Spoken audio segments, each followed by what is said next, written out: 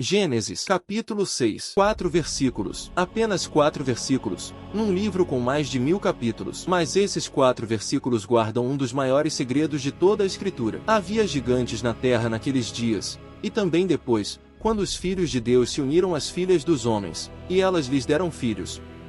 Estes eram os valentes que desde a antiguidade foram homens de renome. Filhos de Deus. Gigantes. Homens de renome. Isto não é mitologia grega. Não é lenda pagã. Está na palavra de Deus. E a história não terminou no dilúvio. Bem-vindo ao Véu Rasgado. Hoje começamos a série Anjos Caídos, e não há melhor forma de começar do que com o mistério que está na origem de tudo. Os Nefilim. Quem eram estes seres? De onde vieram? Como é possível que a Bíblia fale deles tão pouco, e ao mesmo tempo revele tanto? Neste episódio vamos mergulhar fundo em Gênesis capítulo 6, em Números, em Deuteronômio e no livro de Enoque. Vamos ver o que os textos originais realmente dizem. Vamos perceber por que é que esta história foi praticamente apagada do ensino cristão moderno. E no final, vais perceber que os Nefilim não são apenas uma história do passado. Fica até ao fim. O que vem a seguir vai mudar a forma como leis a Bíblia. Abre a tua Bíblia em Gênesis capítulo 6, versículos 1 ao 4. Este é o texto que vai guiar tudo o que vamos ver hoje. E aconteceu que, quando os homens começaram a multiplicar-se sobre a face da terra, e lhes nasceram filhas, os filhos de Deus viram que as filhas dos homens eram formosas, e tomaram para si mulheres de todas as que escolheram. Filhos de Deus, em hebraico, Ben Elohim. Essa expressão aparece apenas 3 vezes no Antigo Testamento fora deste contexto. E nas 3 vezes refere-se claramente a seres angélicos. Não a homens. A seres espirituais. Mas ao longo dos séculos, 3 interpretações principais surgiram para explicar quem eram estes filhos de Deus. A primeira diz que eram anjos, seres espirituais que tomaram forma física e se uniram a mulheres humanas. A segunda diz que eram homens da linha de Sete, os descendentes piedosos de Adão, que se misturaram com as mulheres ímpias da linha de Caim. A terceira diz que eram governantes, reis e homens poderosos que usavam um título de filhos de Deus como expressão de poder. Qual é a mais correta? O próprio Novo Testamento responde. Judas capítulo 1, versículo 6. E os anjos que não guardaram o seu estado original, mas abandonaram a sua própria habitação, eles têm guardado em trevas eternas, sob cadeias, para o juízo do grande dia. Pedro confirma o mesmo em 2 Pedro capítulo 2, versículo 4. Deus não poupou os anjos que pecaram, mas os lançou no inferno e os entregou a correntes de escuridão, reservados para o juízo.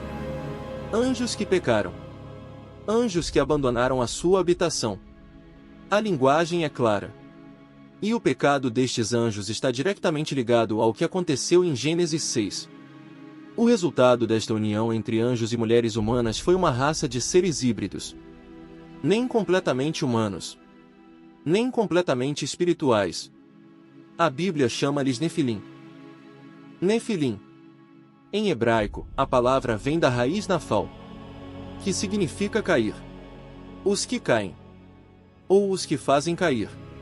Ambas as traduções cabem perfeitamente no que a Bíblia descreve sobre estes seres. Números capítulo 13. Moisés enviou 12 espias para reconhecer a terra de Canaã.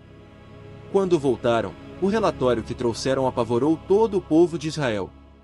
A terra por onde passamos para espiar é uma terra que devora os seus habitantes. E todo o povo que vimos nela são homens de grande estatura. E vimos ali os gigantes, os filhos de Anak, da raça dos gigantes. E éramos aos nossos olhos como gafanhotos, e assim éramos aos olhos deles. Como gafanhotos. Homens treinados para a guerra. Espias enviados por Deus. E sentiram-se como gafanhotos. O tamanho destes seres não era exageração poética. Era uma realidade física que aterrorizou guerreiros experientes. Deuteronômio capítulo 3, versículo 11. Og, rei de Bazã, o último dos Refaim, outra raça de gigantes ligada aos Nefilim. A sua cama era de ferro. com 4 metros de comprimento e quase 2 metros de largura. 4 metros. Isto não é simbolismo. A Bíblia dá as medidas exatas. E depois há Golias. 1 Samuel capítulo 17. Golias de Gate, com mais de 2,80 metros de altura. Gate era uma das cidades de Canaã onde os gigantes tinham sobrevivido. Golias não era uma anomalia genética isolada. Era o produto de uma linhagem que vinha de muito antes. Uma linhagem que sobreviveu ao dilúvio. Se o dilúvio destruiu toda a carne, como é que os gigantes voltaram a aparecer depois? Gênesis 6 versículo 4 diz claramente: havia gigantes na terra naqueles dias, e também depois. Duas palavras que mudam tudo. O livro de Enoque, um texto antiquíssimo citado pelo próprio Judas no Novo Testamento, dá uma resposta. Os Nefilim eram filhos de anjos chamados vigilantes. 200 anjos que desceram ao Monte Hermon e fizeram um pacto para se unir a mulheres humanas. Os seus filhos, os Nefilim, foram destruídos no dilúvio. Mas os anjos que os geraram continuaram a existir. E após o dilúvio, o processo pode ter acontecido novamente, em menor escala, produzindo as raças de gigantes que Israel encontrou em Canaã. É por isso que Deus ordenou o extermínio total dessas nações. Não era crueldade arbitrária. Era cirurgia espiritual. A eliminação de uma linhagem corrompida que não devia existir. Gênesis capítulo 6, versículo 5. E viu o Senhor que a maldade dos homens se havia multiplicado na terra, e que todo o desígnio dos pensamentos do coração deles era só mal continuamente. Só mal. Continuamente. Esta não é a descrição de uma sociedade moralmente decaída ao longo do tempo. É a descrição de uma corrupção sistemática e profunda. Uma corrupção que ia muito além do comportamento humano normal.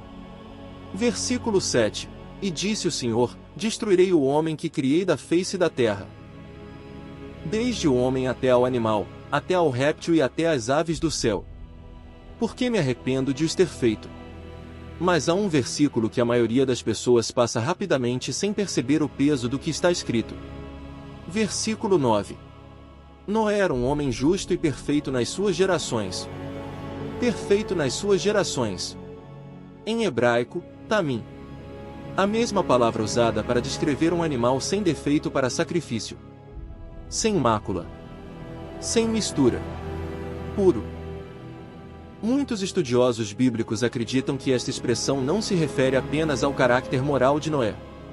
Refere-se à sua linhagem genética. Noé e a sua família eram os únicos seres humanos que mantinham uma linhagem completamente humana, não contaminada pela mistura com os Nefilim. E foi exatamente por isso que foram escolhidos. O dilúvio não foi apenas um juízo moral. Foi uma operação de limpeza espiritual e genética. Uma reinicialização da humanidade. Mas os espíritos dos Nefilim, seres que eram metade humanos e metade angélicos, não tinham para onde ir após a morte.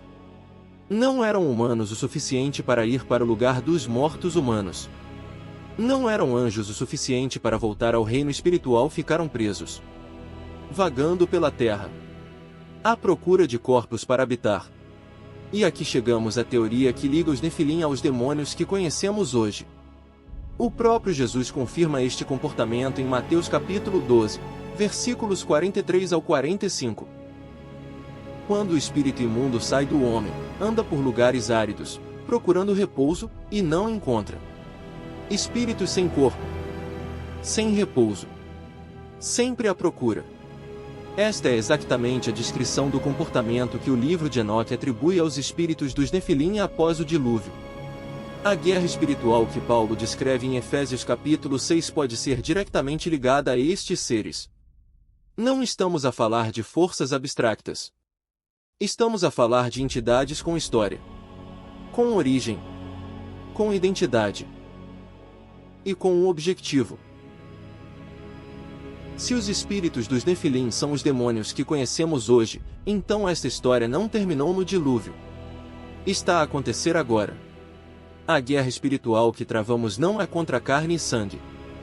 É contra principados, contra potestades, contra os príncipes das trevas deste século, Estas palavras de Paulo em Efésios capítulo 6 ganham um peso completamente diferente quando percebemos a sua origem. Não são metáforas. São descrições de entidades reais. Com história. Com identidade. Com um plano. E há algo ainda mais perturbador. Jesus disse em Mateus capítulo 24, versículo 37, assim como foi nos dias de Noé, assim será a vinda do Filho do Homem. Assim como foi nos dias de Noé. Os dias em que os filhos de Deus se misturavam com os humanos. Os dias em que os Nefilim dominavam a terra. Os dias de corrupção total. Jesus não estava apenas a falar de pecado moral. Estava a descrever uma condição espiritual específica. Uma condição que se vai repetir antes do seu regresso. A questão não é se os Nefilim existiram. A questão é, o que está a acontecer agora que não conseguimos ver? Se chegaste até aqui, sabes que a Bíblia guarda mais segredos do que nos ensinaram. O que vimos hoje é apenas o começo. No próximo episódio vamos mergulhar fundo no destino dos anjos que caíram, o que lhes aconteceu, onde estão agora, e qual o seu papel na guerra espiritual que se aproxima. Subscreve o canal. Ativa o sino. Não percas o próximo episódio, o véu está rasgado.